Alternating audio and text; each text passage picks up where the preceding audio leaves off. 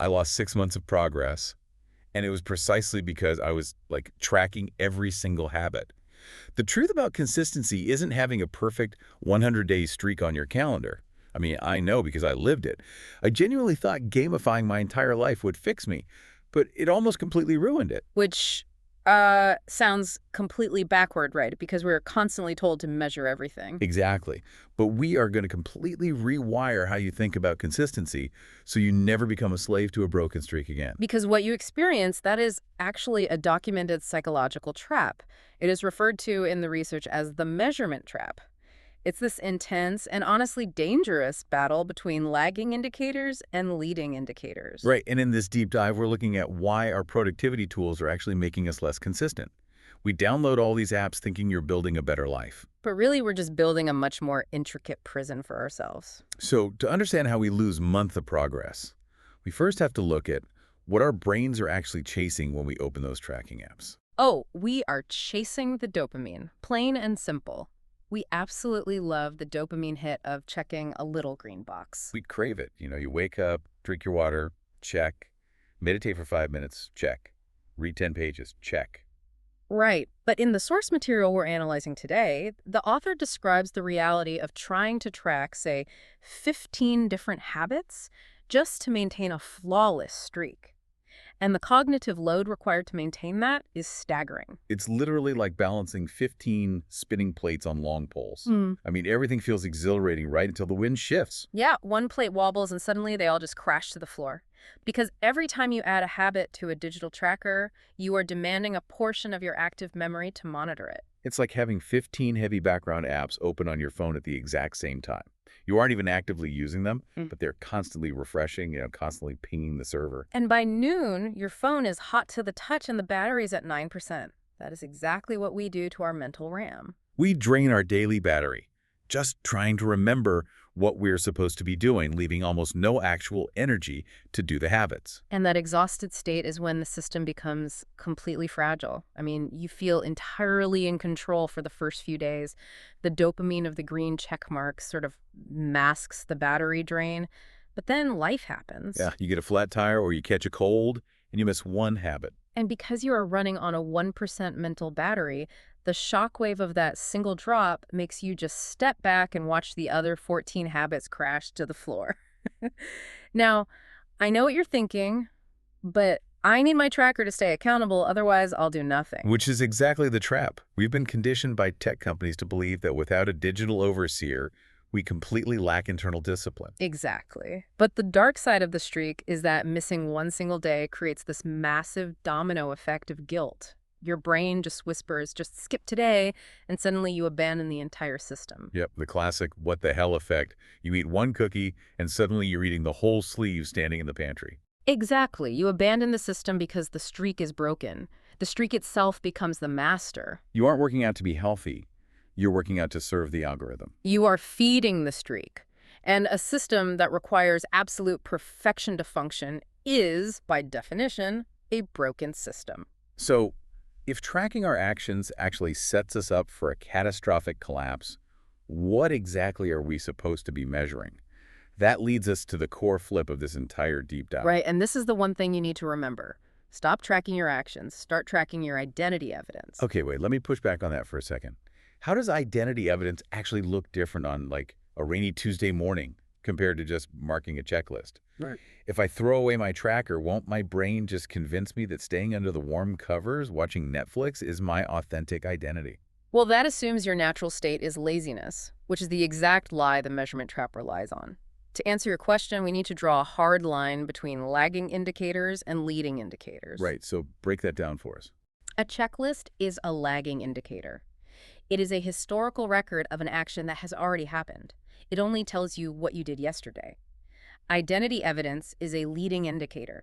It is active proof that you're becoming the type of person who does the thing naturally. So it's the difference between forcing the action versus becoming the person. Exactly. Think about how the corporate world measures success. A lagging indicator for a business is their quarterly revenue. By the time you look at the spreadsheet, the money is either in the bank or it isn't. You cannot change it. But a leading indicator would be something you can track in real time. Right, like the number of highly positive customer service interactions they had this week. If that leading indicator goes up, you can predict with near certainty that revenue will eventually go up. Because the underlying behavior is healthy. Yes. In your personal life, checking a box that says read for 20 minutes is a sterile lagging indicator. But noticing that you naturally reach for a hardcover book instead of your smartphone when you sat on the couch, that is identity evidence. Oh, wow. So the goal isn't to force the action just to secure the check mark. The goal is to shift your self-perception so the action becomes a byproduct of who you already are. Precisely. When you track actions, you are relying entirely on willpower and discipline. And behavioral science shows us those are finite resources. They deplete. But when you track identity evidence, you're relying on your self-concept. And self-concept is infinite. You do not need willpower to simply be yourself. Exactly. Understanding this identity shift is powerful in theory, but how do we actually execute it when our environment is screaming at us to download another app? The secret lies in a pocket-sized physical change. But before we get to the physical change, we really have to restructure the internal mindset. We must completely reframe how we process a broken streak. It has to be viewed simply as a neutral data point, absolutely not as a moral failure. I love this concept. It's like checking the weather, you know. You don't feel overwhelming moral guilt if it rains. You just grab an umbrella. A missed habit is just rain on a Tuesday. That is the perfect way to visualize it. If you miss a workout, the neutral data point simply tells you, I stayed up too late watching television last night, or I forgot to pack my gym bag. It is a logistical error. It is not a character flaw. You fix the logistics and you move forward without the heavy baggage of guilt. Right. So that's the mindset shift. But to replace the apps, we need an anchor in our physical environment. Yes, the tactile solution for the text. Instead of an app, you track only one keystone habit at a time and you use a physical object, like a coin. The transition from the digital cloud to the physical environment is vital here. Just imagine it. Feel the weight and cold metal of a coin resting in your left pocket. It's grounded. And then there's that satisfying physical clink as you move it to your right pocket after completing that one habit. There is deep neuroscience behind why that works so much better than a digital tracker. Our brains evolved over millions of years to interact with the physical environment. We have deeply ingrained spatial memory circuits designed to track physical resources. So moving a metal object from one side of your body to the other utilizes proprioception. Exactly. Your body's ability to sense movement and location. Tapping a smooth piece of glass on your smartphone uses almost none of those ancient neural pathways. A screen just gives you a thin, superficial type of satisfaction. Right, which quickly leads to dopamine exhaustion. But physically moving an object with weight, it engages your tactile senses. It makes the accomplishment real.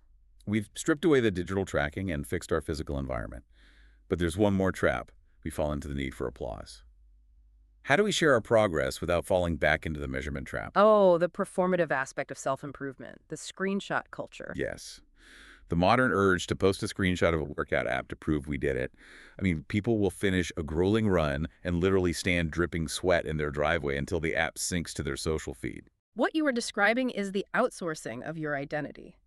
Posting a sterile screenshot of your pace metrics is essentially asking the internet to confirm that you are a good person.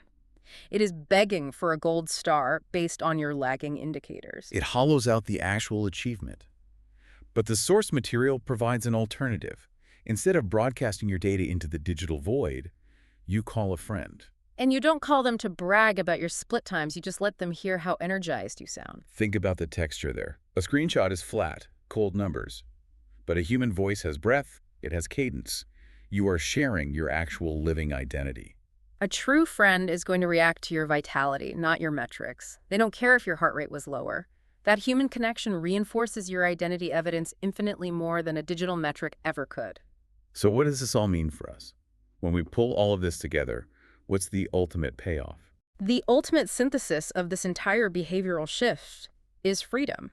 It isn't about creating a perfect spreadsheet. If you are a slave to the tracker, you are actually free. You have essentially built a very productive, very healthy prison for yourself. We are breaking out of the prison. And I should mention, for anyone who wants to explore this specific transition further, the author breaks it down in their Identity Shift audio guide, It's an incredible resource. It teaches you how to trust yourself again because you do not need a digital babysitter to be a good person. which leaves us with a final thought to carry forward. Right. What happens to your actual sense of self when you realize you no longer need an app's permission to feel proud of how you spent your day? If you only take one thing from this deep dive, do this. Find one physical object, a coin, a pebble, a paperclip, put it in your left pocket right now, and choose just one keystone habit to track tomorrow. Go do it. You've made it this far, so why stop now? There are 2 videos on your screen right now that are perfect for you. Just pick the one that looks most interesting and let's dive back in.